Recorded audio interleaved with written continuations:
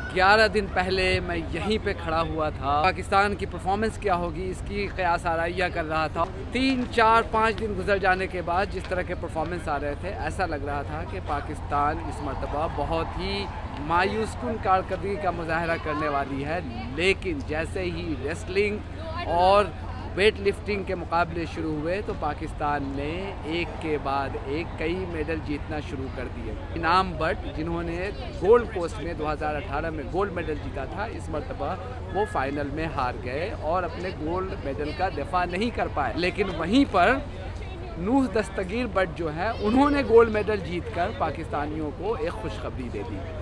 Javelin में चूँकि India के नीरज चोपड़ा इस मरतबा वो यहाँ पे नहीं है, लिहाजा पाकिस्तान के अरशद नदीम की उम्मीद बढ़ जाती है। लेकिन उन्होंने न सिर्फ अपने ओलंपिक के परफॉर्मेंस को बेटर किया, बल्कि कॉमनवेल्थ गेम्स की तारीख़ में एक नया बाब जोड़ दिया। और अच्छी चीज़ थी पाकिस्तान के लिए, वो ये कि इस मरतबा पाकिस्तान की एक खातून बीनी शयात पहली मरतबा पाकिस्तान की तरफ से आने वाली कोई ऐसी खातून थी जिनको हॉकी के मैचेस में रेफरिंग का मौका मिला। ये बहुत ही बड़ी बात थी।